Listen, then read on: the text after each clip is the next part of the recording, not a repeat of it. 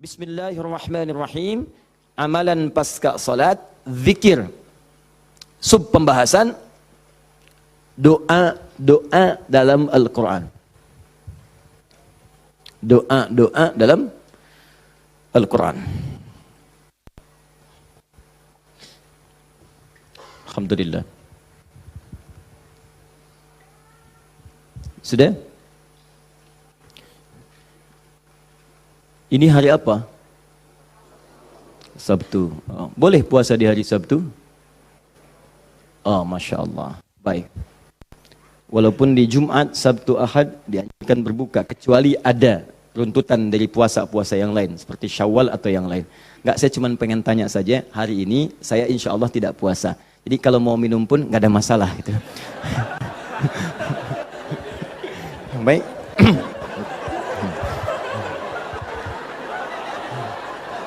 Masya Allah. Jazakallah khair.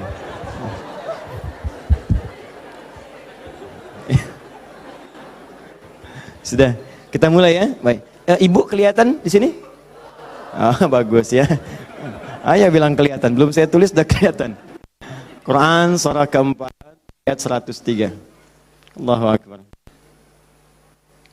Ini dasarnya. Fa'idha qadaytumus shalah. Quran surah 4 An-Nisa ayat 103. Paling kanan, agak sedikit ke tengah. Fa'idha qadaytumus shalah fadhkurullah. Ya, maka jika anda telah tuntas mengerjakan salat, telah selesai salatnya, fadhkurullah. Segeralah berzikir kepada Allah Subhanahu wa taala. Jadi sunnah amalan pasca salat zikir. Ya, mengerjakan semua aktivitas yang mengingatkan kita dengan Allah Subhanahu wa taala. Zikir. Ragamnya sudah kita bahas, ya. Dari mulai istighfar, bacaan kalimat tauhid, Allahumma antas salam, bacaan ayat-ayat Al-Quran, sampai dengan doa Nabi yang singkat terakhir kita bahas, sampai kita dalami detailnya, dari mulai ilmu yang bermanfaat, rizki yang terbaik, dan amalan yang diterima. Kita sudah sampai situ kan? Baik. Sekarang kita lanjutkan, supaya tidak banyak mengulang, kita lanjutkan pada hal yang paling pokok, ketika Nabi bermohon kepada Allah menunjukkan satu contoh, ingat, contoh. Di Nabi itu sifatnya ada langsung membimbing doa, ada diberikan doa contoh, yang dengan doa itu maksudnya tidak harus sama seperti itu. Kalau kebutuhannya beda, boleh minta yang lain. Tapi akan lebih bagus baca dulu standar doanya, baru tambahkan minta kepada lain-lainnya. Misal, kita turunkan misalnya, kalau anda punya kebutuhan pasca salat, ingin berdoa, boleh. Apa dalilnya? Di Ibnu Majah itu, nomor hadis 925. Nabi berikan doa standar. Allahumma inni as'aluka ilman nafi'a wa rizqan thayyiba wa amalan mutaqabbala. Minta ilmu, awas, yang bermanfaat. Minta rizki yang berkah dan mohon diterima amalannya. Ilmu bermanfaat, rizki berkah, diterima amalan. Tiba-tiba anda punya permintaan spesifik misalnya. Ustaz, saya seorang ibu, sekarang sedang mengandung, pengen kandungannya itu Ustaz diberkahi oleh Allah. Pengen lahirannya lancar, pengen normal, pengen baik. Apa doanya? Apakah boleh berdoa setelah itu? Boleh. Karena tadi doa yang disampaikan itu standar dari Nabi yang pokok, yang memberikan contoh. Maksudnya silahkan berdoa, apa saja minta. Kalau nggak kepikiran doa, minta doa dengan yang standar ini. Itu maksudnya. Jadi tidak harus terbatas dengan doa itu, tapi jadikan sebagai patokan doa, setelah itu minta yang lain-lainnya. Paham? Baik. Nah sekarang saya ingin ajarkan, ada isyarat dalam Al-Quran, bagaimana supaya doa kita mau minta apapun selama baik menurut Allah itu akan cepat dikabulkan. Seperti apa mintanya? Yuk, saya turunkan dulu satu. Kita pelajari dasarnya dulu ya. Quran surah ke-7 ayat 23. Dasarnya dulu. Nanti baru masuk kepada doanya. 2 Quran surah ke-28. Misal ayat ke-16. 3 kita ambil misalnya Al-Quran surah puncaknya langsung 39 ayat 53. Lalu masuk kepada doa-doanya misal.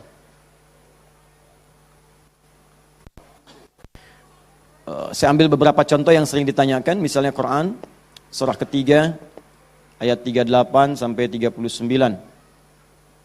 Ditafsir dengan Quran surah ke-19 dari ayat ketiga misalnya sampai ayat ke-15 ya.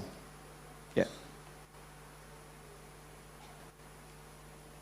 Ada lagi misalnya kita turunkan doa orang sakit misalnya, Quran surah ke 26 ayat 80.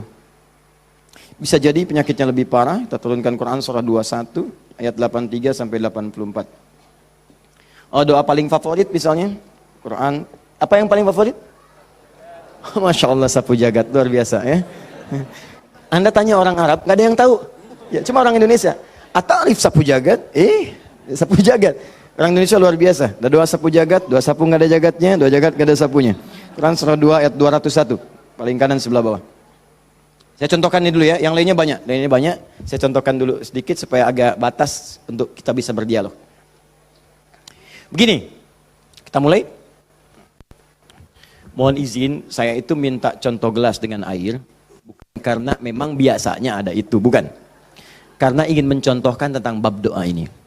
Ya, ingin mencontohkan tentang bab doa. Perhatikan sini, fokus baik-baik. Lihat sini. Saya tidak akan minum sekarang. Lihat sini, fokus. Ini gelas, ada airnya. Warnanya apa? Bening, ya, warnanya bening. Nah, sekarang lihat, ada penutupnya? Halus atau keras? Baik, udah jangan main tebak-tebakan, kita coba dulu ya. Kalau tidak tahu katakan Allahu a'lam. Lihat sini, ini spidol. Fokus. Perhatikan sini. Saya ingin masukkan ke dalam gelas. Masuk tidak? Kenapa? Ada penutupnya, tuh, cukup agak lumayan. Ada lagi kalau ditutupnya seperti ini. Karena ini nggak ada penutup, kadang-kadang apa yang ada itu yang digunakan. Tisu misalnya. Lebih halus daripada yang tadi. Perhatikan baik-baik. Ini kalau dimasukkan bisa masuk. Ya, bisa, sudah. Kemudian lihat baik-baik, ada yang lebih keras lagi daripada yang pertama. Ini yang pertama, ini yang kedua. Misal, saya ambil yang lebih ekstrim seperti ini. Tutup begini. Fokus. Ini mau dimasukkan sampai kapanpun, sampai kiamat kurang 2 hari, susah. Sulit luar biasa. Perhatikan baik-baik, fokus, fokus, fokus. Ada orang ingin bermohon kepada Allah Subhanahu wa taala. Kalau tidak ada sekatnya, tidak ada penutupnya, baik yang pertama, yang kedua, apalagi yang ketiga, maka semua yang diminta mudah untuk masuk. Minta spidol, masuk. Minta logam, masuk. Minta emas, masuk. Semua masuk. Tapi seringkali terjadi ada orang memohon, rasanya sulit kemudian untuk terkabul. Minta ini susah, minta ini lambat, minta ini sulit. Dan ini melanggar kaidah yang umum. Kaidah umumnya mengatakan setiap berdoa akan dikabulkan sepanjang itu baik bagi dirinya. Dan itu memang baik, tapi kenapa tidak masuk gitu. Misal kaidah standarnya di Al-Quran surah kedua Al-Baqarah ayat 186.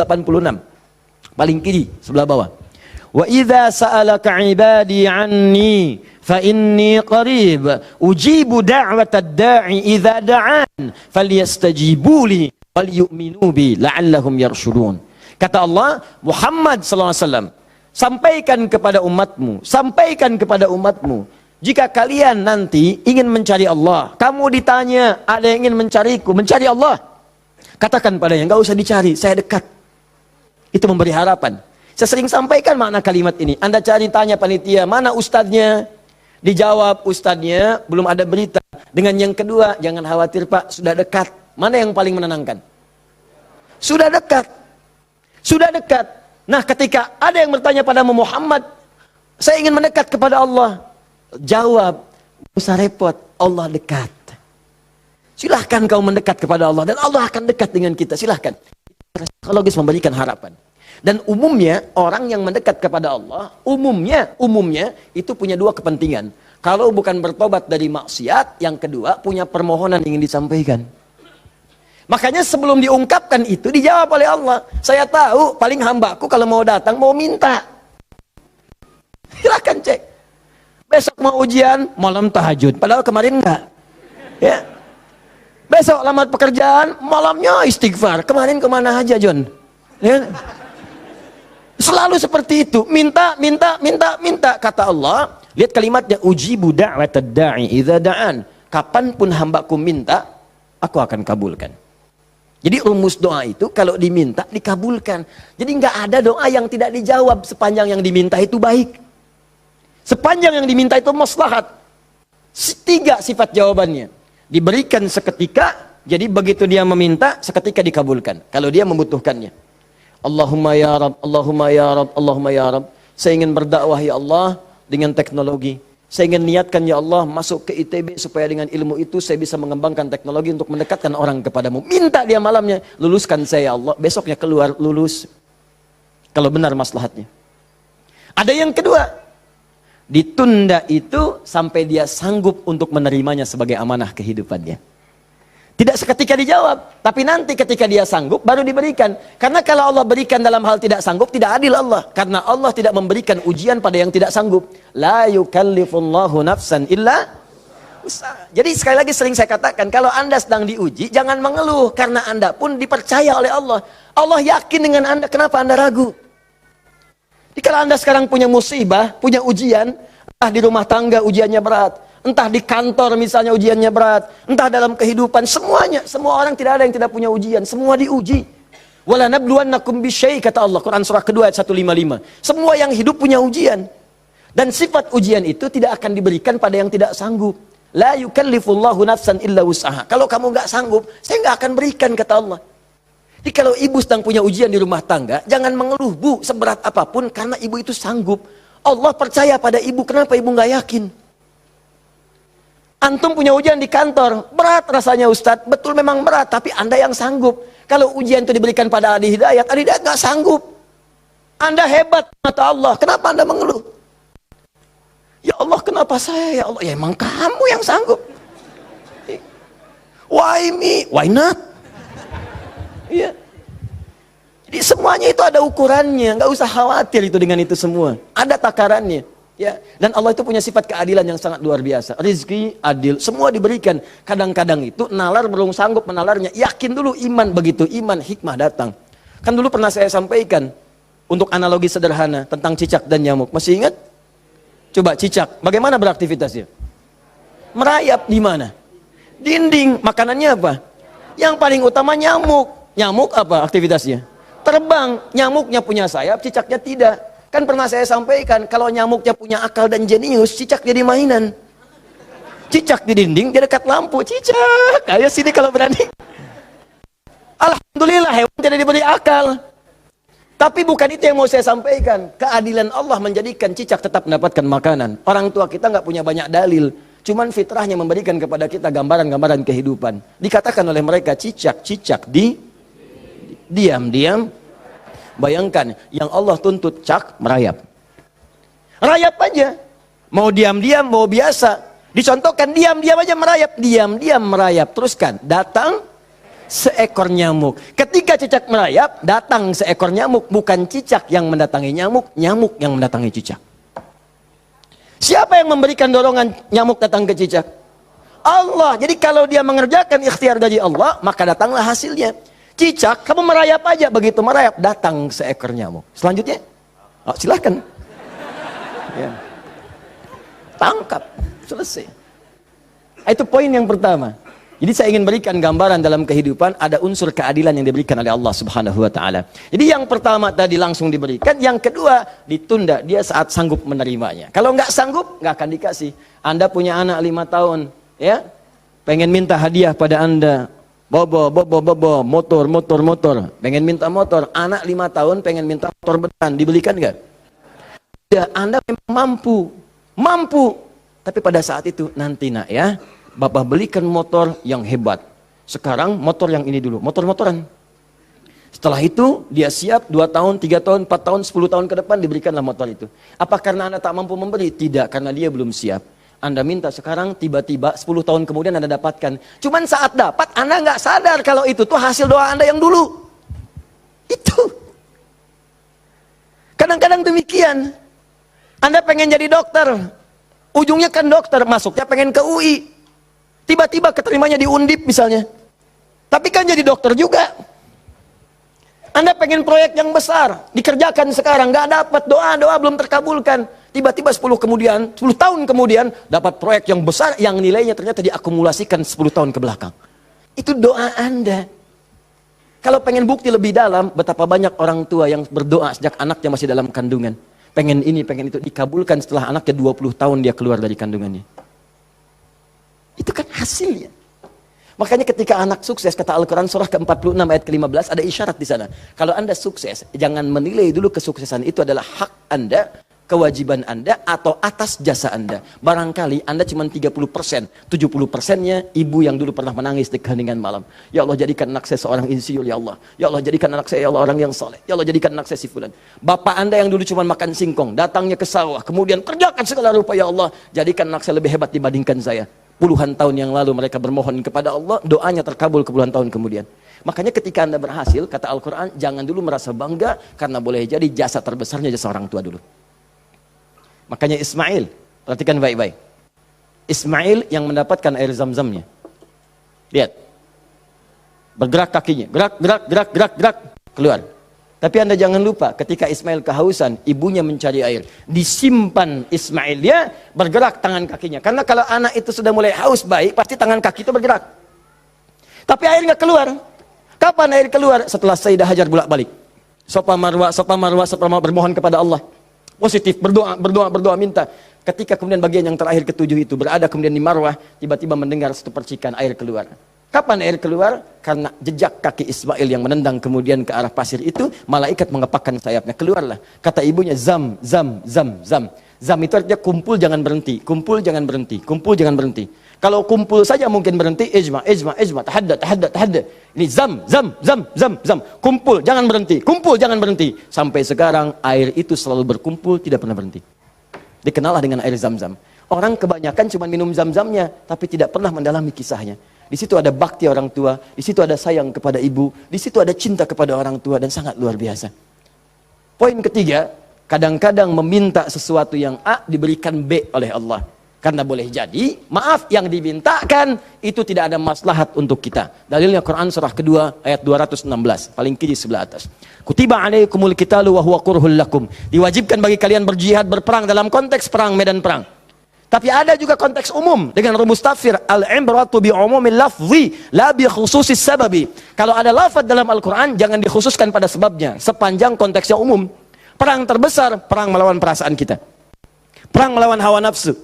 Perang melawan negative thinking, kadang-kadang negatif kepada Allah. Kenapa saya ya Allah? Kenapa ini enggak berakhir ya Allah? Kata Allah, "Hei, asa an takrahu syai'an fa huwa khairul lakum." Boleh jadi kamu enggak suka, tapi ini yang terbaik buat kamu.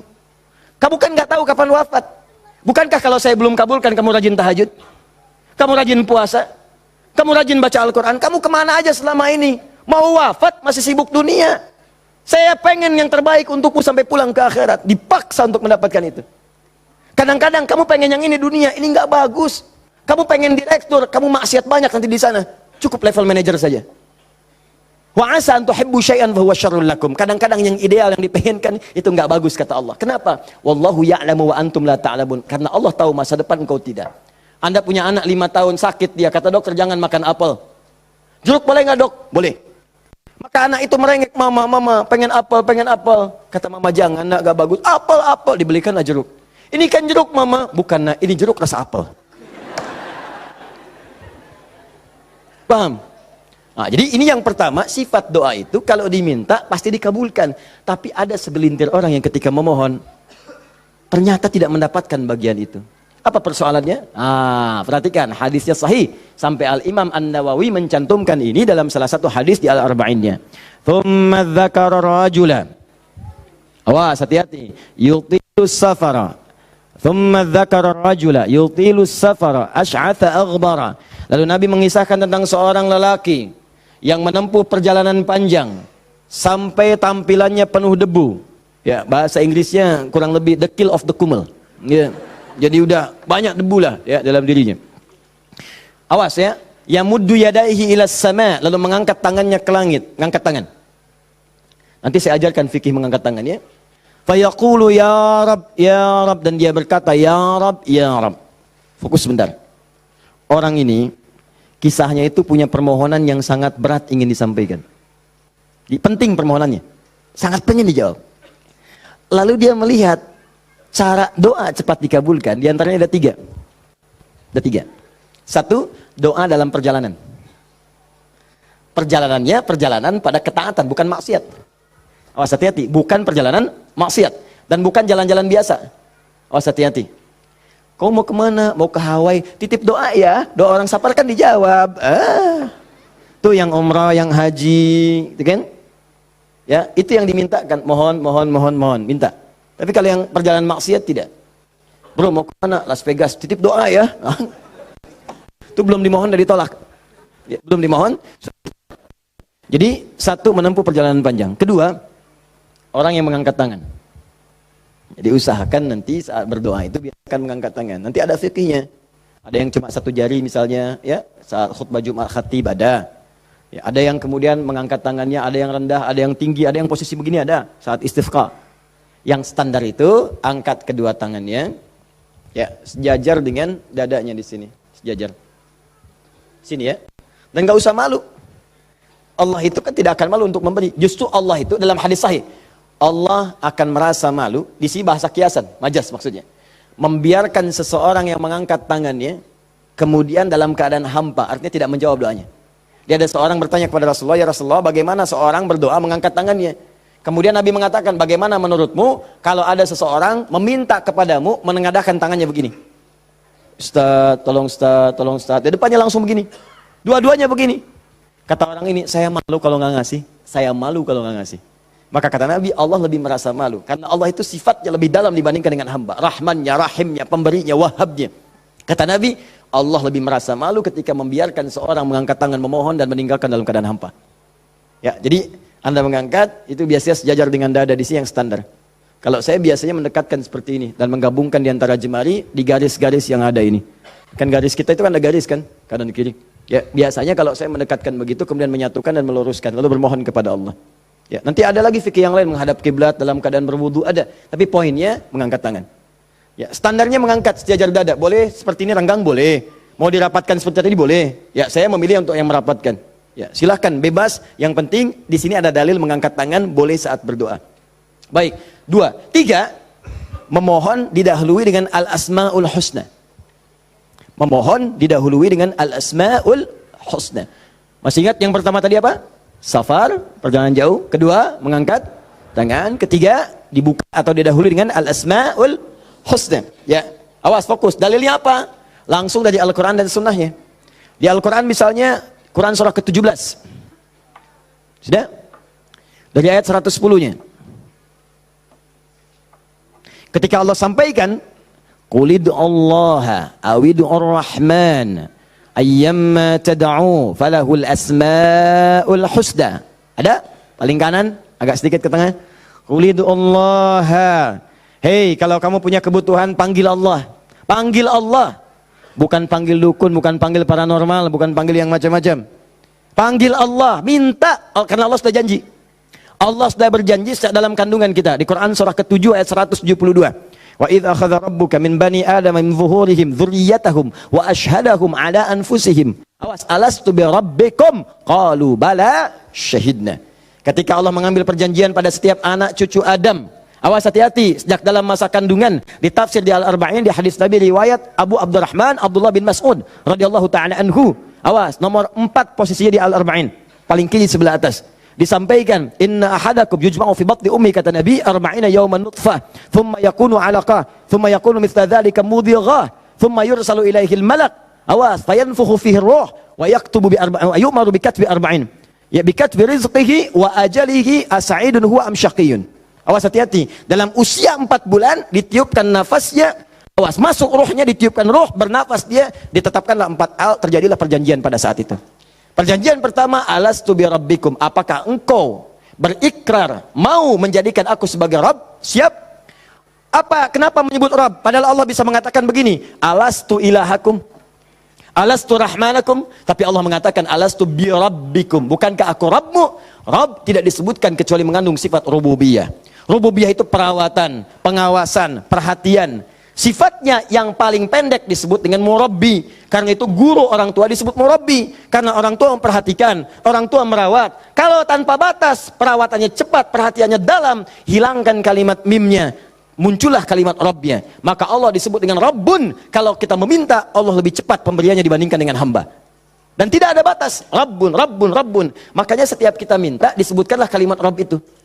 Silakan cek, setiap permintaan ada kalimat Rabbnya. Rabbana atina fid dunya hasanah wa fil akhirati hasanah wa qina adzabannar. Rabbana zalamna anfusana rabbighfirli wa liwalidayya la yukallifullahu nafsan illa laha ma wa 'alaiha mak Rabbana la tu'akhidna in nasina aw akhtana. Jadi kenapa disebutkan kata Rabb itu memberikan isyarat seakan-akan mengatakan begini, maukah engkau berikrar menjadikan aku bersaksi aku sebagai Tuhan, nanti yang saat engkau hidup aku akan perhatikan kau. Aku akan berikan kebutuhanmu. Aku akan sembuhkan kalau sakit. Aku akan penuhi apa yang kau minta. Akulah Rabb dengan sifat rububiyahnya. Makanya setiap Anda minta Rabb. Jelas? Saya kembalikan. Ketika Anda memohon kepada Allah, dahulukan dengan al-asmaul husna. Qul ud'ullah, panggil Allah, minta. Kalau ada masalah minta, ya Allah, maaf ya, bukan bikin status. Bukan bikin status. Diuji dengan musibah yang dibikin status. Aku tidak menduga akan seperti ini.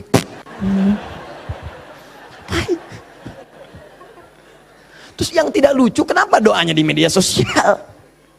Doa itu di mihrab, doa di kamar, doa di masjid, bukan doa di Facebook. Ya, doa di Instagram, doa di Facebook. Aminkan ya, like. Apa yang mau dicari? Udah minta yang betul. Minta yang mohon dengan khusyuk. Mohon, Quran surah 7 ayat 205. Wadhkur rabbaka fi nafsika tadarruan wa khifatan wa dunal jahri minal qaul. Kalau butuh sesuatu, sebut nama Allah dalam jiwamu. Bukan dalam media sosialmu, bukan di WhatsAppmu, bukan di Instagrammu. Online-kan hatimu dengan Allah, minta dalam jiwamu dengan penuh ketundukan, dengan penuh kepasrahan, dengan penuh harap. Mohon ya Allah, ya Rabb, minta. Sebut namanya bagaimana, ya Allah, atau yang kedua Ar-Rahman, atau ini rumusnya, ayyamma tad'u, atau kapanpun kamu ingin panggil minta sama Allah, falahul asmaul husna. Carilah nama-nama terbaik yang Allah miliki sesuai dengan kebutuhanmu. Jadi Allah itu telah memberikan nama bagi dirinya sesuai kebutuhan kita. Panggil dengan nama itu. Misal ya, maaf. Anda terkait rezeki nih, mau bekerja, pengen rezeki yang berkah. Panggil namanya ya Allah, sambungkan dengan nama Asmaul Husnanya. Ya Allah, ya Razzaq. Teman-teman yang kuliah di kampus, di sekolah, besok mau ujian atau mau masuk sekolah belajar pertama, supaya diberikan ilmu yang dalam. Ya Allah, ya Alim. Allahumma faqihni fid din wa 'allimni ta'wil. Ya Allah, ya Alim, Rabbi zidni ilma warzuqni fahma. Ya Allah, ya Alim. Punya ujian berat, ya Allah, ya Sabr. Diganggu di pekerjaan, di aktivitas, ya Allah, ya Malik, ya Jabbar. Minta. Dan jangan semua harus disebutkan. Nanti yang tidak dibutuhkan jadi muncul. Ya Allah, ya Rahman, ya Rahim, ya Malik, ya Kudus. Memang boleh, nggak apa-apa. Kalau untuk ibadah, bacakan tuh boleh. Tapi kalau untuk bermohon, saya sarankan cari yang sesuai kebutuhan. Kalau mau ibadah dengan menyebut nama saja boleh, silakan. Tujuannya apa? Zikrullah bidzikri asma'il husna. Zikir kepada Allah dengan menyebut al-asmaul husna boleh. Ya Allah, ya Rahman, ya Rahim, ya Malik, ya Kudus, sampai akhir. Saya dulu ujian pertama kali masuk jurusan akidah, begitu masuk pertama kali, soal ujian di akidah itu cuma 3, tapi setiap akan menjawab 3 itu selalu harus dituliskan al-asmaul husna dari awal sampai akhir dengan hadisnya plus tafsirnya, baru boleh jawab soal. Betul, itu ujian saya dulu begitu. 3 soal Anda bayangkan, setiap soal al-asmaul husna dulu, tulis dengan dalilnya, hadisnya. Hadis itu dibagi 2, hadis pokoknya, hadis klasifikasinya. Setelah itu tafsirnya, baru boleh jawab soal. Pertanyaannya mungkin gampang. Misalnya, berapakah rukun iman itu? Cuman sebelum dijawab, tulis dulu tadi itu. Ini spidol. Ini jari telunjuk saya. Abis ujian itu mirip nih, begini. Betul. Cuman saya nggak foto aja dulu itu. Ya. Saya pikir kenapa Ustadz saya begini ya. Akhir-akhir baru sadar saya. Allahu Akbar. Rupanya beliau ingin menanamkan kedekatan kita dengan Allah dimanapun berada. Sebab kalau kita mengingat, menuliskan terus, maka dia akan sampai apa yang kita tuliskan meresap ke dalam tangan kita. Minimal jadi saksi di hari kiamat. Ya, di penanya, di hati kitanya, di bawahnya, sehingga ingin merasakan taqarrub ilallah dalam setiap keadaan kita. Cari itu, dapatkan, mintakan, mohon. Nah, 3 syarat ini terpenuhi di orang tadi. Perhatikan, perjalanan jauh dia tempuh. Sampai tadi banyak debu. Angkat tangan diangkat, yamudu yadayhi ilas sama.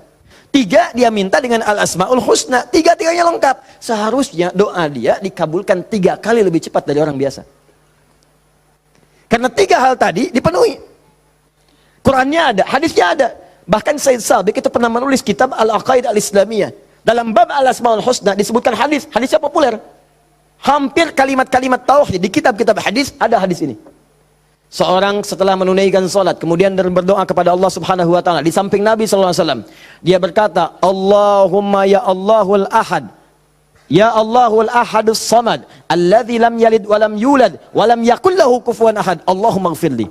Dia sebelum mintanya Allahumma ighfirli, tapi sebelum minta didahului dengan al-asmaul husna.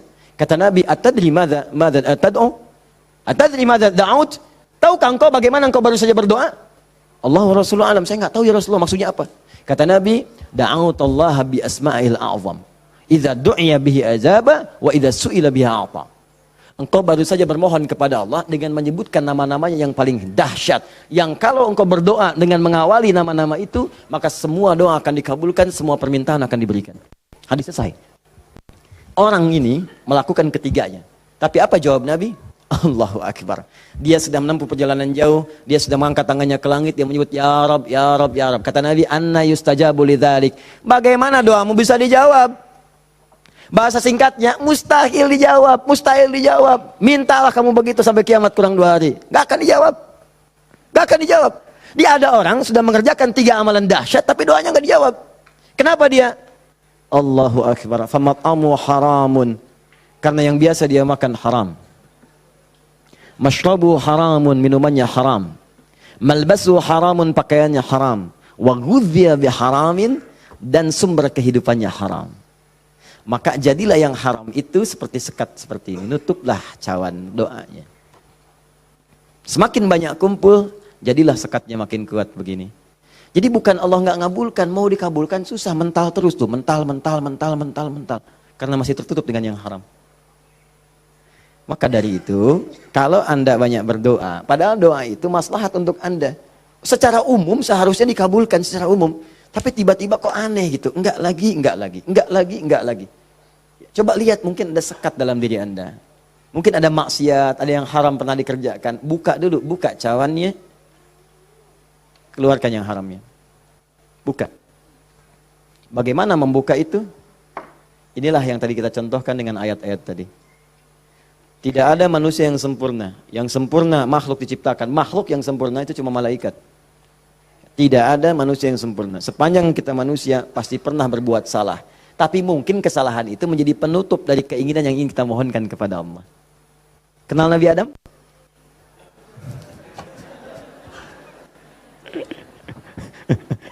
Alhamdulillah. Habis puasa dapat Lailatul Qadar, kenal Nabi Adam. Nabi Adam itu manusia pertama yang diciptakan. Kemudian ditempatkan di surga. Surga miniatur, tugas pokoknya sebagai khalifah. Bukan surga yang akan kita tinggali nanti. Secara singkat, di surga itu diberikan 2 sifatnya, baik sebagai nabi ataupun sebagai manusia. Untuk pelajaran bagi kita anak cucunya. Disebut Bani Adam, semua anak manusia yang lahir sampai dengan nanti kiamat menjelang, itu semua anak cucu Adam. Ingat ya? Disebut Bani Adam. Bani itu anak cucu sampai habis. Bani anak cucu. Jadi semua berasal dari Adam. Jangan pernah dengarkan, jangan pernah mau menyimak kalau ada orang mengatakan manusia bukan berasal dari Adam.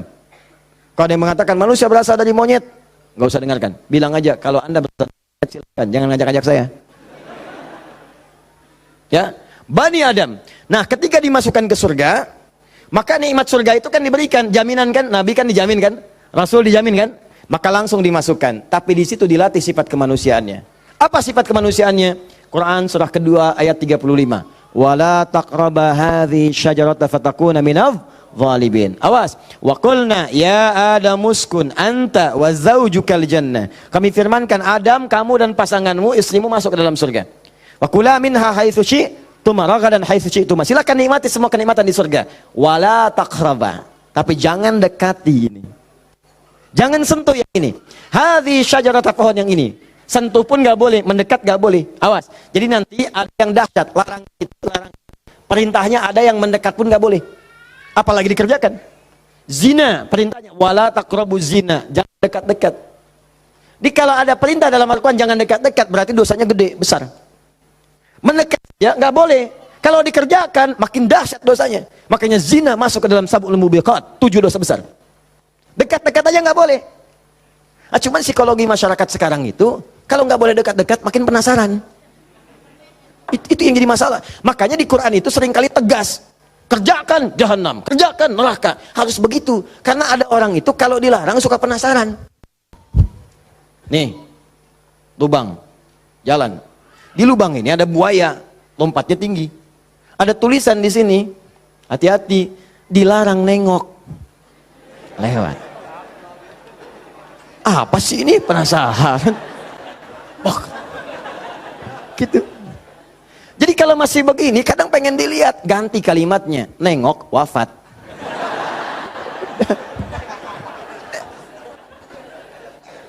Selesai. Udah. Itu sederhana gitu. Ya, makanya banyak kalimat di Quran tuh begitu. Hati-hati. Ya, orang yang merencanakan pembunuhan berencana, Quran surah 4 misalnya kan, An-Nisa. Ya, misal, dia ayat ke 92-nya. Wa may yaqtul mu'minan muta'ammidan fajaza'uhu jahannam. Orang yang sengaja merencanakan pembunuhan, satu orang beriman saja, maka dia sudah pesan kapling neraka jahanam. Khalidan fiha, kekal di dalamnya. Wa ghadiballahu alaihi, Allah murka kepadanya. Wa la'anahu dilaknat wa 'adalahu 'adzaban 'azima, dan dijanjikan siksa yang dahsyat. Siapa yang pengen pesan kapling di neraka jahanam? Maka muncul yang seperti itu, datang. Saya kembalikan ke sini, maka caranya adalah buka dulu ini nih. Buka dulu sekatnya. Tidak ada yang sempurna. Makanya Nabi Adam ketika kemudian ditempatkan di surga ujian ya, bukan surga yang akan kita tempati. Dari mana dalilnya Ustaz? Karena di surga nanti kita itu sudah nggak ada ibadah lagi. Nggak ada ibadah. Nggak ada yang salat lagi, nggak ada yang puasa lagi. Cukup di dunia aja. Di akhirat tinggal mendapatkan hasilnya. Kita panen nanti. Ya, jangan terlampau soleh. Cita-cita di surga supaya bisa sholat tahajud. Allah, terlampau soleh. Udah tahajud di dunia aja. Nyampe sana tinggal nikmati. Tinggal dinikmati. Kebiasaan dunia masuk semua. Ya Allah, makan nikmat, pengen anggur, nggak usah jauh-jauh, tinggal ngambil. Masya Allah. Ustadz merokok boleh nggak? Silakan, ambil apinya di neraka.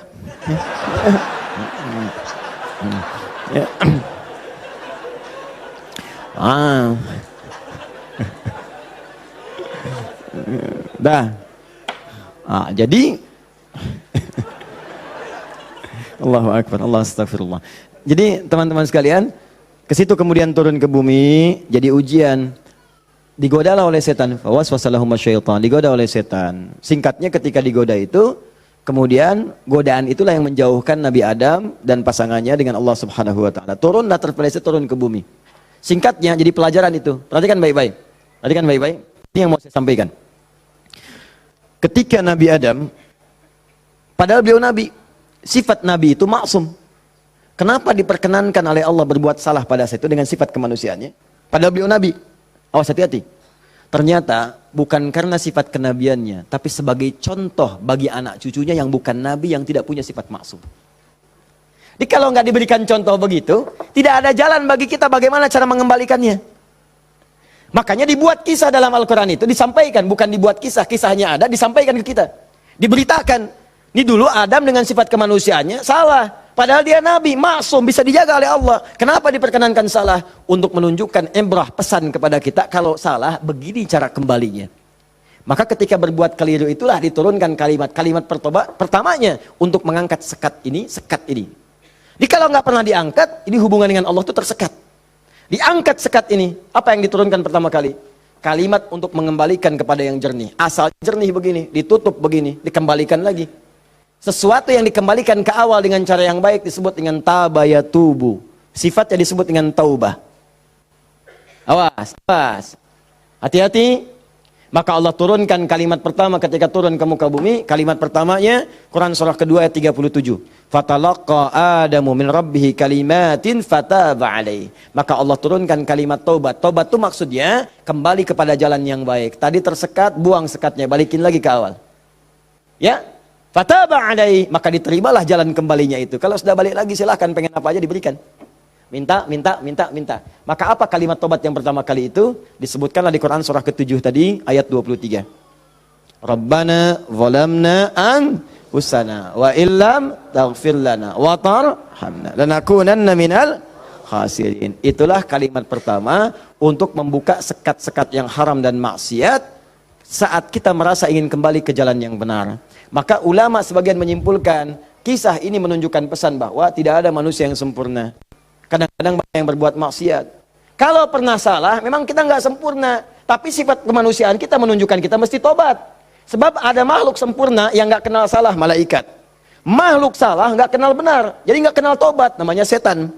Ada makhluk tengah-tengah, kadang benar, kadang salah. Ketika salah dia kembali kepada yang benar, namanya manusia. Jadi bedanya manusia dengan malaikat, malaikat nggak pernah salah, manusia salah. Bedanya manusia dengan setan, setan salah nggak mau tobat, manusia salah pasti tobat. Jadi kalau ada manusia salah nggak mau tobat, patut ditanya, ini manusia atau sifatnya. Jadi kita mesti tanyakan, lihat di cermin. Kalau Anda pernah punya salah, pasang cermin yang besar, tanya, kamu ini manusia apa setan? Manusia. Setan. Manusia. Setan. Saya manusia. Saya mesti tobat. Kamu kalau nggak tobat sekarang, wafat kamu. Tuliskan. Nggak tobat, wafat. Tuliskan. Sujud Anda. Bangun malam, minta. Nangis, minta. Tobat. Kalimat itu. Makanya setelah kalimat itu dibacakan, baca, muncullah kemudian ayat 26, 27-nya itu. Ya bani Adama, la yaftinannakumus syaitanu kama akhraja abawaikum minal jannah. Hei anak cucu Adam, anak cucuku, disebut anak cucu. Jadi kisah tadi itu buat kita yang bukan nabi, bukan rasul. Jangan sampai kamu digagalkan oleh setan, digoda setan. Seperti dulu bapak ibumu, kakek nenekmu, dipelesetkan begitu. Kamu jangan sampai terjadi seperti itu lagi. Kalau kejadian, begini cara pulangnya. Makanya kalau ingin berdoa, pertama kali sebelum meminta, lulus ujian kah, lancar rezeki kah, damai di rumah tangga, buka dulu sekatnya. Supaya apa yang kita minta mudah masuk semuanya. Jelas? Buka. Kalimat pertama standarnya, Rabbana zalamna anfusana wa illam taghfir wa tarhamna lanakunanna minal. Ini yang paling standar, dosa standar. Ya, dosa standar itu jangan dipahami harus dilakukan, tidak. Ya, kalau dikerjakan, begini awal membuka sekatnya. Paham? Saya cepat. 2, agak naik level dosanya. Ini satu contoh dosa ini agak besar yang ini. Bahkan dosanya bisa lebih dahsyat kalau direncanakan, diniatkan. Misal, maaf. Saya pun mengagendakan nanti di tahun ini mudah-mudahan bisa Allah berikan kesempatannya. Saya pengen juga bisa safari ke pesantren-pesantren, ya, lembaga permasyarakatan, ya, Sukamiskin misalnya, kemana lagi, bisa lihat. Saya pengen sampaikan kepada mereka bahwa Anda nggak ada yang sempurna. Tidak ada yang sempurna. Semua orang pernah berbuat salah. Cuman kita bisa berubah. Dan banyak di masa lalu orang yang banyak salah. Ada pemabuk, pezina, pembunuh, dan mereka memilih tobat. Dan ternyata dijamin surga oleh Allah Subhanahu Wa Taala lewat lisan Nabi. Kenapa kita nggak bisa? Ini dosa yang pernah dilakukan dalam kasus pembunuhan. Kalau yang ini tidak sengaja, sifatnya tidak sengaja. Ini contoh, diperkenankan oleh Allah sebagai contoh. Kalau orang berbuat seperti itu, bagaimana cara baliknya? Kenal Nabi Musa? Kenal. Luar biasa, Nabi Adam kenal, Nabi Musa kenal. Jangan-jangan Fir'aun juga kenal. Ya Allah. Saya tuh kalau Fir'aun suka ingat suka bumi itu, hubud dunia. Suka bumi, hubud dunia. Suka hubun, bumi dunia. Saya tanya di panggung, ada yang kenal Fir'aun? Kenal, Masya Allah. Di sini masih agak mendingan lah Nabi Adam, Nabi Musa. Sana Fir'aun. Nabi Musa paham semua kisahnya. Secara singkat kemudian sedang beliau berpetualang. Secara singkat ya. Jalan menemukan 2 orang berselisih. Berselisih sampai mau berantem. Dipisah sama Nabi Musa. Dipisah. Udah dipisah sama beliau, pisah. Jangan begini, ini gak bagus. Dipisahin singkatnya. Saat dipisahin itu, ini belum ada pengangkatan sebagai nabi, ya. Saat dipisahkan itu, tiba kemudian ternyata salah satu yang berselisih itu adalah dari kelompoknya, kampungnya lah, golongannya. Sama-sama tanah kusir misalnya gitu kan. Malah ngadu, Musa kamu gimana? Kamu kan teman saya, sekampung kita nih, ini merendahkan kita nih. Ayo keroyak bareng-bareng. Ini provokasi kata Musa, diluruskan oleh Musa. Diluruskan. Begitu diluruskan masih ngotot, diberi pelajaran, tampar oleh Musa. Nabi Musa itu kekuatannya, teman-teman sekalian, setiap nabi itu punya kekuatan 10 kali laki-laki biasa. Dan Nabi Musa terkenal sebagai nabi juga yang paling kuat. Tampar, wafat. Nabi Musa. Alhamdulillah Nabi kita Nabi Muhammad. Ya, Nabi Musa juga baik, semua Nabi baik, semua Nabi baik. Ingat, jangan dipotong kalimat saya ya. Nabi kita semuanya baik. Semua baik, semua baik, semua baik. Semuanya baik, semuanya baik. Baik, tampar wafat. Begitu ditampar, padahal Musa melakukan sesuatu yang benar dan nggak ada niat memberi pelajaran aja niat. Niat yang memberi pelajaran bagus, bang benar. Tapi begitu kemudian dia wafat, ada perasaan bersalah. Apa doanya kemudian pada saat itu diabadikan dalam Al-Quran? Rabbi inni zalamtu nafsi faghfirli. Yang indah fataba alaih. Rabbi inni zalamtu nafsi. Ya Allah, aku salah. Zalim saya. Padahal nggak diniatin loh Pak Bu. Nggak diniatin. Cuman kejadian gitu kan. Dan itu belum ada pengangkatan sebagai nabi, belum. Nanti diangkatnya setelah bertemu nanti kisah yang lainnya. Jadi secara singkatnya terjadilah peristiwa itu, lalu turunlah kemudian diabadikan doanya dalam Al-Quran. Rabbi inni zalamtu nafsi. Jadi kalau ada di antara kita, misal pernah berbuat siapapun, tingkat kesalahannya sampai ke sini, tidak sengaja, atau pernah berbuat yang serupa, cepat taubat. Karena kalimatnya sudah turun. Nanti kalau sampai hari kiamat gak taubat, lebih berat lagi. Coba mau berkata apa di hadapan Allah Subhanahu Wa Taala? Hei, aku kan dah turunkan kalimat di bumi supaya kamu taubat. Kamu kan pernah bunuh orang kan? Tanggal sekian, jam sekian, kamu kejar-kejar, kamu tembak, kamu bom, kamu bunuh, kamu tusuk, kamu pukul, kamu macam-macam kan? Ada semua rekamannya terbuka. Aku turunkan kalimat tobat lengkap dengan kisah tuntunannya. Kenapa kamu nggak tobat? Mau jawab apa? Allah sudah kasih cara pulang tapi nggak digunakan. Allah nggak salah kan di situ? Diturunkan kalimatnya dan bahkan dijamin fataba alaih, diampuni oleh Allah. Ayo balik lagi. Makanya 2000 tahun setelah Nabi Musa, lahir Nabi Muhammad SAW, itu diantara sahabat-sahabat yang jadi sahabat terbaiknya, kan dulu banyak yang hobinya juga begitu, jahiliyah. Ada yang hobinya berkelahi. Kenal Umar bin Khattab? Umar bin Khattab radhiyallahu ta'ala anhu, luar biasa, tegas, kekar, wah, senang duel sebelum masuk Islam. Siapa yang berani dengan saya? Ayo naik ke bukit itu, Jabal Qubais ditunjuk, bukit paling favorit. Naik ke sana, yang sekarang ada istana raja di situ. Ya di samping Zam-Zam itu. Naik. Sebelum berduel dengan saya, pamit dulu pada ibu yang telah melahirkannya karena dia akan pulang tanpa nama. Umar, Allahu Akbar. Apa yang terjadi? Masuk Islam halus. Toha tersentuh, masuk Islam. Lalu kasarnya berubah menjadi tegas, dipakai melindungi Nabi SAW, dipakai menegakkan syariat dengan baik. Kehalusannya muncul.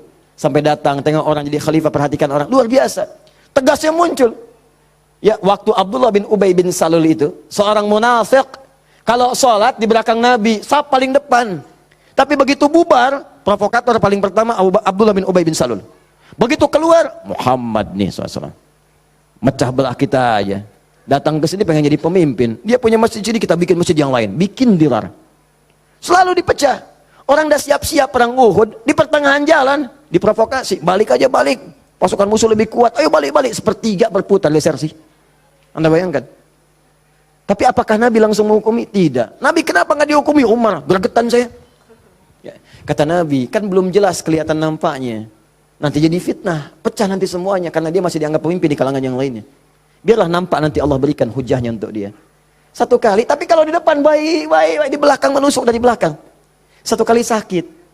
Begitu saat sakit itu, anak Abdullah bin Ubay bin Salul, anaknya namanya Abdullah. Baik, soleh. Nah ini juga jangan simpulkan kalau keluarga misalnya bapaknya nggak bagus, pasti anaknya nggak bagus. Belum tentu. Belum tentu. Kenal Abu Jahal?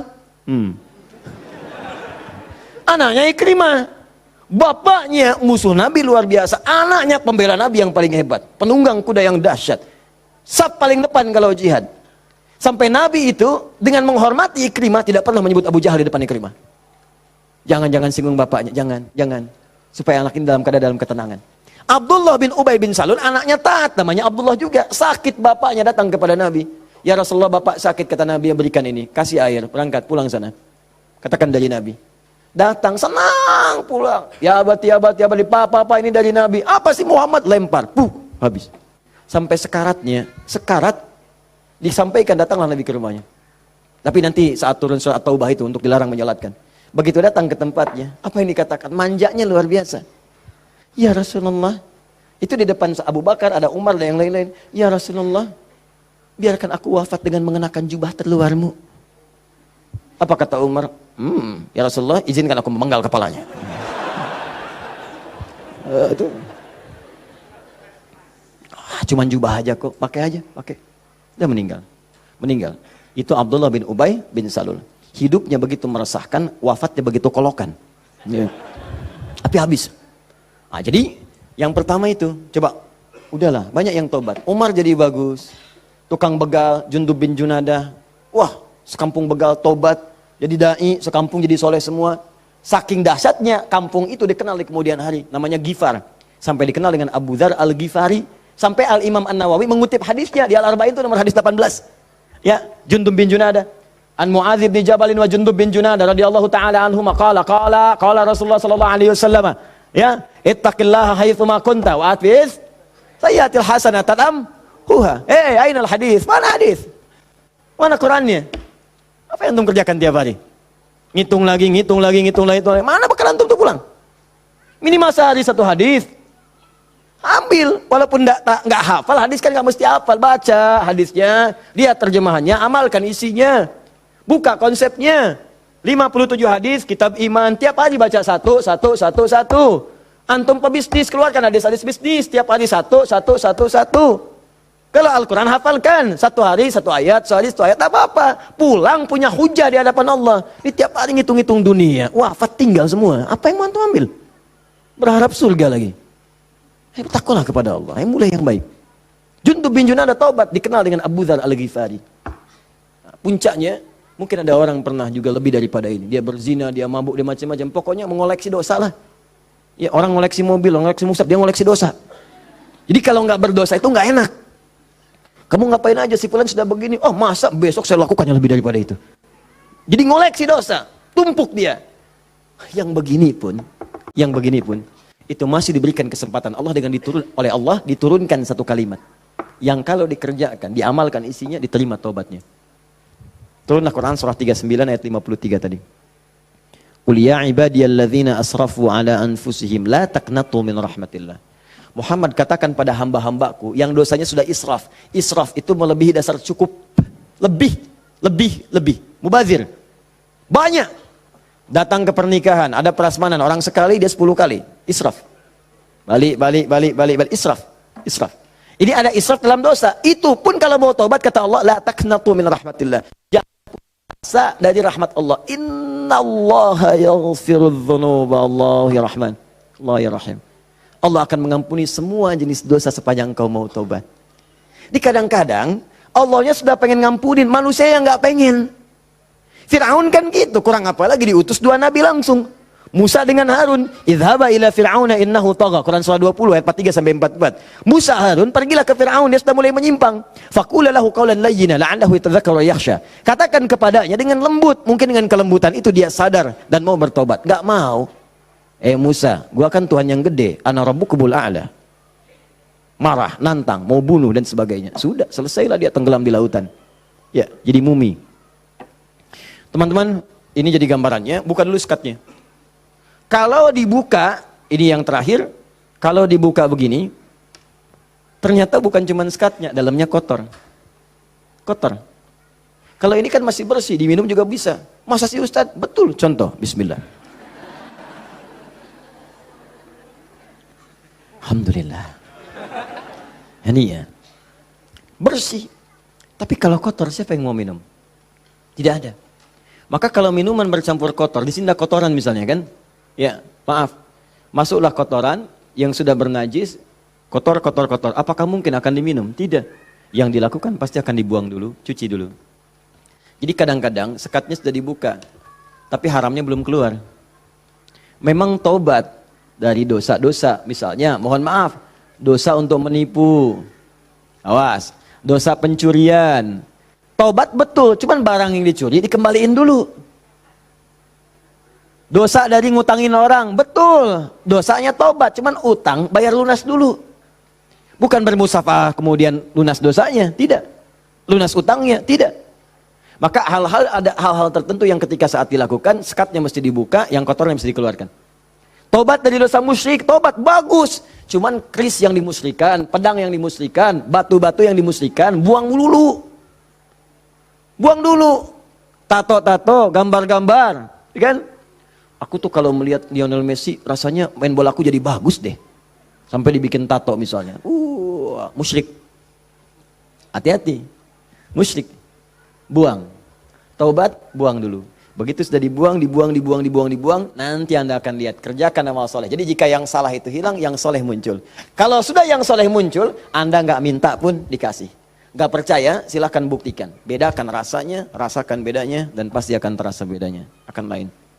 Demi Allah saya katakan akan lain. Paham di sini? Nah, jadi sebelum meminta, saya harap coba Anda kerjakan dulu ini. Setelah itu silakan minta, mohon.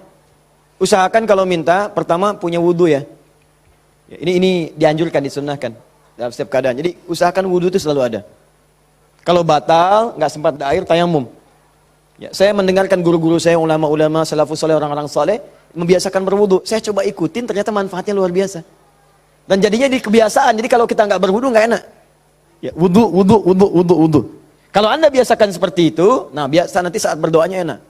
Ya, pertama wudu dengan baik. Kedua, pastikan semua aktivitas kita dikerjakan dengan yang halal. Jadi jangan pernah sentuh yang haram-haram.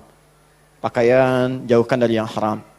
Makanan, perangkat itu jauhkan dari yang haram. Nanti ada kenikmatan tersendiri. Kedua, yang ketiga, menghadap ke arah kiblat kalau mampu. Kalau tidak, seadanya. Ya, seadanya saja. Nah, misal mohon maaf sedang di pesawat, kan? Apalagi jadi pilot, ya kan? Menghadap ke arah kiblat. Jadi bahaya, gitu kan? Nah, jadi sesuaikan, sesuai dengan keadaannya. Minta. Jadi pertama apa? Punya wudu. Kedua, bersihkan dari yang haram, yang tidak baik. Yang ketiga, kalau mampu menghadap kiblat. Kalau tidak, seadanya kemudian meminta. Ya, lalu yang keempat tadi masih ingat? Dengan al-asmaul husna. Yang kelima, angkat tangannya. Kalau memang di situ diperkenankan mengangkat tangan. Nanti kalau sudah seperti itu, silahkan pilih doa-doanya. Ini doa yang sudah menikah, yang kemudian belum mendapat keturunan. Ini doanya. Quran surah ketiga, ayat 38 sampai 39, tambah Quran surah 19, ayat 3 sampai 15. Kalau bisa dilakukan di mihrab. Jadi di rumah bikin mihrab. Nggak harus ada ruangan. Sehamparan sejadah, kalau memang ruangannya terbatas, sehamparan sejadah, tapi minta dengan benar. Ya, minta dengan benar dan yakin kepada Al-Quran. Ya, yakin sama Allah aja, yang lain jangan disebut. Ya Allah, kata Ustaz Adi Hidayat, berdoa di mihrab, dikabulkan. Saya nggak usah disebut. Minta aja kepada Allah, minta dengan keyakinan janji di ayat-ayat itu. Saya pernah ajarkan ini pada beberapa kawan dan alhamdulillah selama ini 100% Allah berikan. Ada yang 8 tahun diberi keturunan, dari sekian tahun ya. Tapi yang paling indah ketika disampaikan, udah 8 tahun Ustaz, saya udah sekian tahun Ustaz, sampaikan, nih saya tuh bukan karena saya bilang, tapi saya belajar dari Quran katanya seperti ini, coba deh yakin sama Allah, minta. Gak lama tuh, sekian tiba-tiba Masya Allah pada nangis saja. Dipotoin mihrabnya, potoin sejadahnya, potoin macam-macamnya. Cobalah, wallahu a'lam, mungkin Anda termasuk bagian itu. Kalau memang bagian dari ujian yang Allah titipkan. Ini doa kalau sakit, pegang yang sakitnya. Kalau yang ringan-ringan, capek, pegel, macam-macam, kan? Dan seterusnya Quran surah 26 ayat 80. Doanya Nabi Ibrahim, wa idza maridtu fahuwa yashfin. Kalau aku sakit, pasti Allah sembuhkan. Pasti Allah sembuhkan. Pasti Allah sembuhkan. Ya, saya berani menyampaikan ini karena nasihat guru-guru dari para ulama-ulama, orang-orang saleh sebelumnya, dan saya coba amalkan, ternyata luar biasa. Ya, apa Anda nggak kira ceramah dalam sehari 4, 5 kali, 6 kali, kadang ceramah suaranya luar biasa, harus kadang-kadang teriak-teriak yang nggak jelas tuh kan, kadang-kadang serak. Saya pernah 1 kali, ini yang paling dahsyat tuh di Kalimantan, suara habis hilang. Seperti itulah, pokoknya nggak ada suara, hilang. Hilangnya itu sore, jam 5:30, 6, ngisi ba'da maghrib. Anda bayangkan? Kebayang? Baik. Jadi ngisi ba'da maghrib, hilang jam 5:30, 6. Apa yang saya lakukan? Saya ingat ayat ini. Saya pegang aja. Pegang, wa idza maridtu fahuwa yashfin. Wa idza maridtu fahuwa yashfin. Ya Allah, kalau saya sakit pasti Engkau sembuhkan. Engkau yang titipkan tugas ini, Engkau yang berikan perangkatnya, Engkau yang amanahkan, Engkau pasti akan berikan kemudahan. Wa idza maridtu fahuwa yashfin. Minta air hangat ya, minta minum, terus minta lagi. Itu apa yang terjadi? Allahu Akbar. Begitu masuk kepada maghrib, keluarlah suara itu. Pertama mirip-mirip Allah yarham almarhum Ustaz Arifin Ilham. Ya, agak serak-serak. Ba'da Isya, keluar semua. Keluar. Habis ceramah, hilang lagi. Itu betulan. Habis ceramah hilang lagi. Istirahat malam. Besoknya ada lagi. Saya bersyukur sekali pada Allah. Sampai saya bingung bagaimana cara bersyukur yang terbaiknya. Ternyata ya Allah terima kasih menjaga tadi malam saya supaya nggak banyak ditanya orang. Suara habis istirahat kita besoknya ada lagi. Itu hal yang paling luar biasa berkesan. Biasanya kalau orang sudah dalam kondisi yang sangat darurat, tiba-tiba Allah tolong, kan ada keindahan tersendiri kan. Indah itu luar biasa. Makanya kadang-kadang kalau belum dijawab, jangan dulu marah. Mungkin Allah memberikan anugerah terindah yang belum pernah engkau miliki. Paham ya? Maka berdoalah dalam jiwamu, sentuhlah ia tepat di hatimu, maka ia akan jadi milikmu untuk selamanya.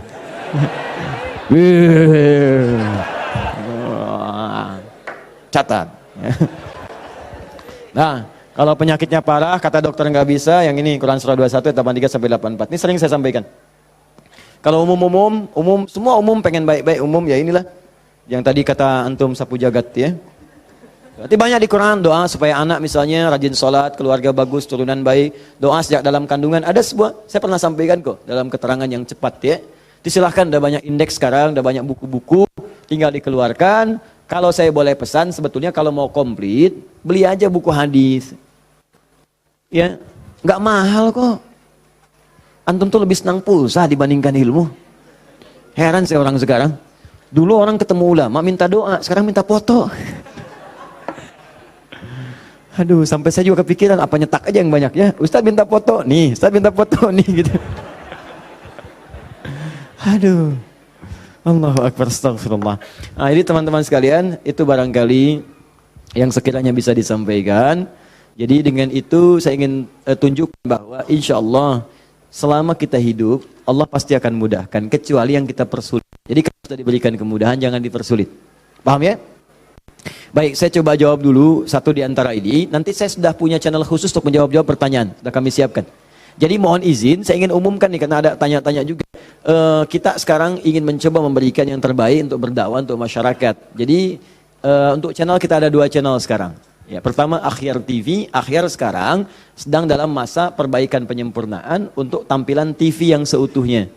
Ya, jadi untuk sekarang belum tayang dulu. Jadi nanti kita perbaiki dulu karena kita pengen nih benar TV seutuhnya. Dia 24 jam nanti ada tayangan TV. Kita sudah siapkan konten-konten sekarang ini. Jadi nanti ada anak-anak penghafal Quran. Kalau orang bedah rumah yang macam-macam, ya ini bedah rumah para penghafal Quran misalnya. Nah, ada bagaimana cara yang si fulan bisa hafal, padahal dia terbatas otaknya misalnya ya, kata medis. Ada yang ini kita siapkan.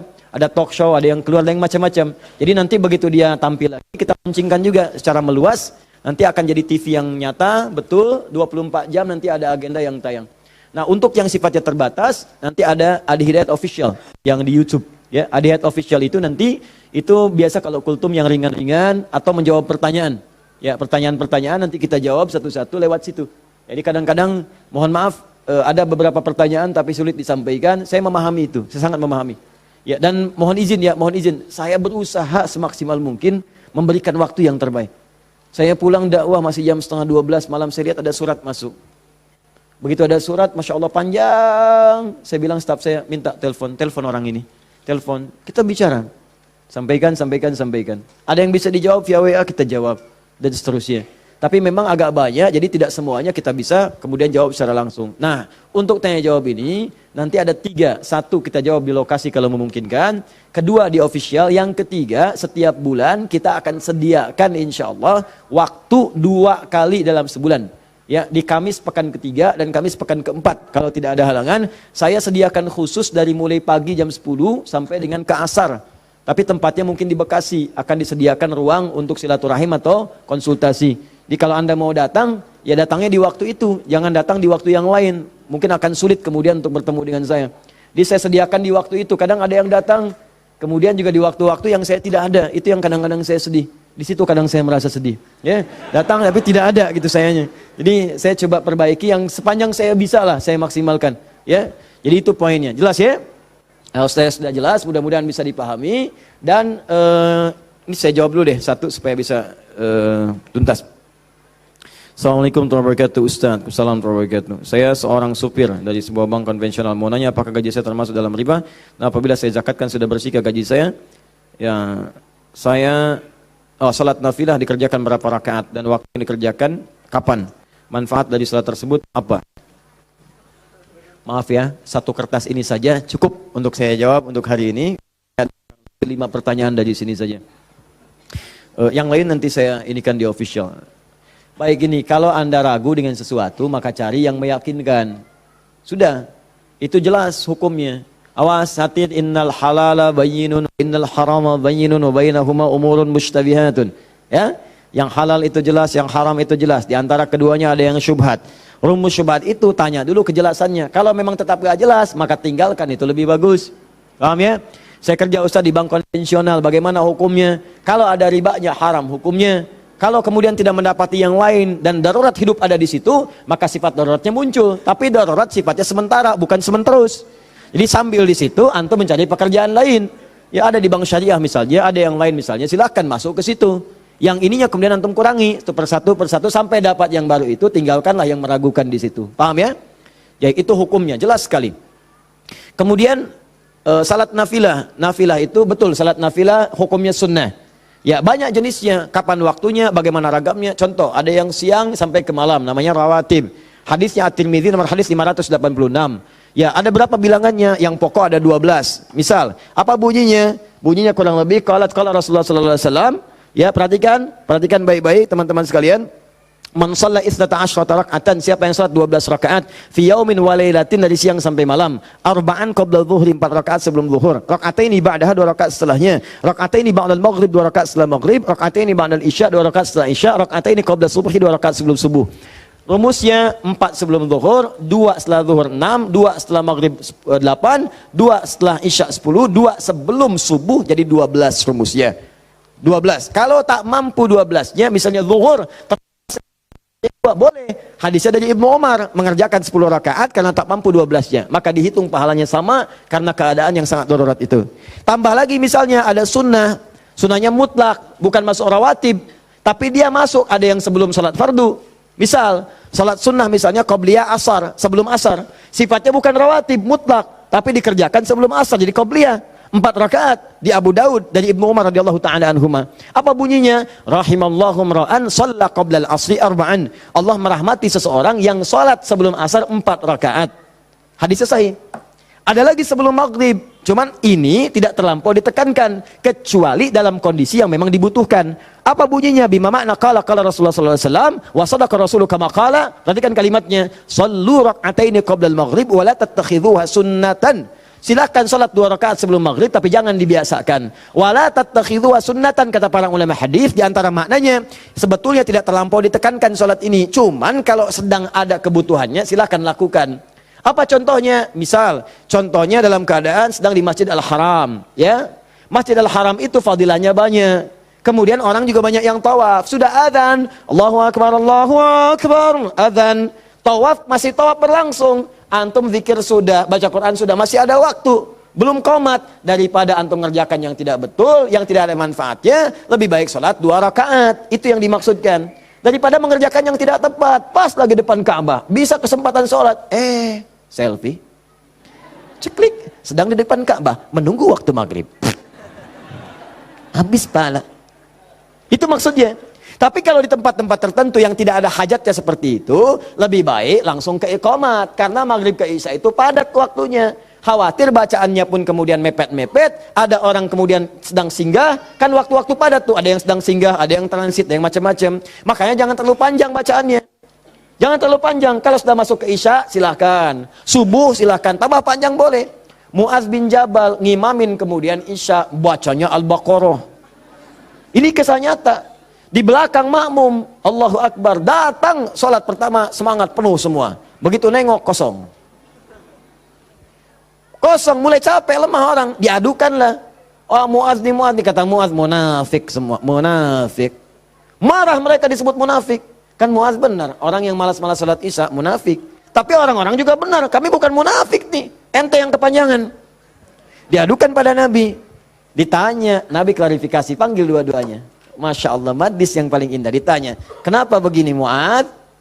Tanya dulu masyarakatnya, kenapa kalian begini? Kami nggak enak itu munafik sama Mu'adz. Kenapa Mu'adz? Ya memang benar Rasulullah, apakah bukankah engkau katakan orang malas salat isya itu munafik? Kami nggak terima, karena Mu'adz salatnya kepanjangan. Al-Baqarah, kami capek, kami lelah. Masya Allah. Apa kata Mu'adz? Mu'adz, kenapa kamu begitu? Kata Mu'adz, ya Rasulullah, saya akan ngikutin Anda. Rasul kan saya sholat di belakang Rasul, bacanya Al-Baqarah, saya ikutin. Mu'adz, kamu benar, cuman kan saya imam, makmumnya kamu. Tapi kan kalau kamu, imamnya kamu, makmumnya mereka. Itu kalimat dikutip kemudian oleh sahabat Ali bin Abi Thalib. Ketika menjadi khalifah disoal oleh masyarakat di demo. Ali begini, kenapa kalian? Ali gimana sih? Zaman Abu Bakar, nggak ada seperti ini. Zaman Umar, nggak ada seperti ini. Zaman Utsman, nggak ada seperti ini. Zaman kamu kenapa begini? Kata Ali, zaman Abu Bakar, Umar, Utsman, rakyatnya saya. Zaman saya, pemimpinnya saya, rakyatnya kamu.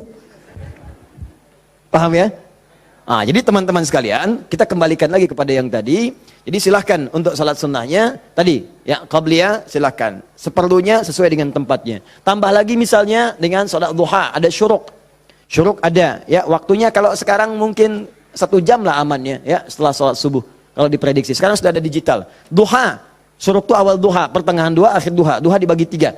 Ya, pertengahan duha sekitar masuk pada jam 8, jam 9. Akhir duha sekitar jam 10, setengah 11. Ya, rakaatnya berapa? Dari 2, 4 sampai 8. Boleh. Lebih dari itu silahkan.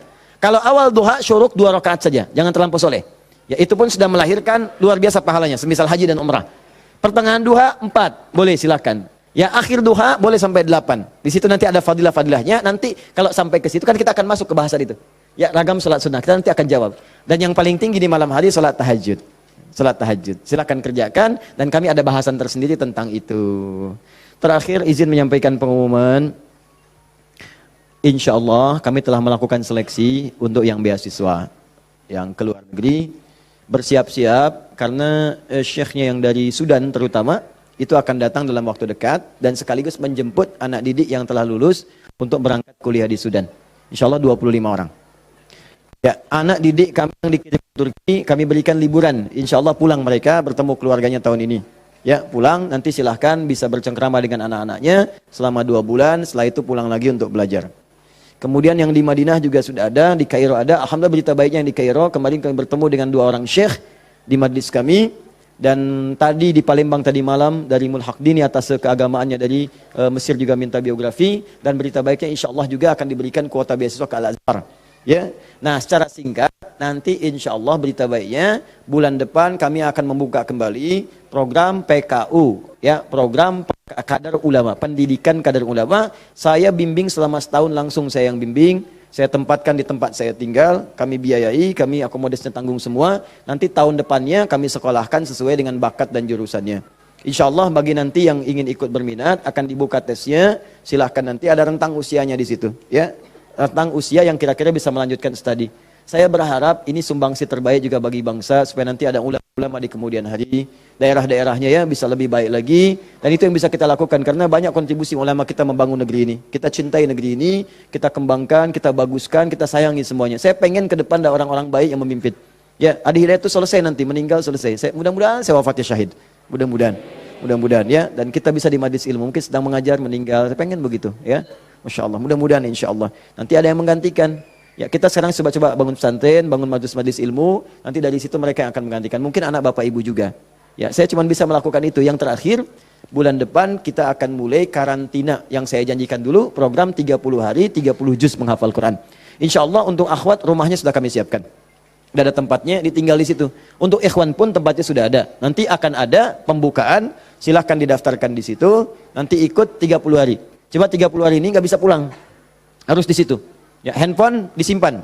Ya, handphone disimpan. Tidak boleh komunikasi dengan handphone kecuali mungkin hari Jumat diberikan kalau ada komunikasi yang penting.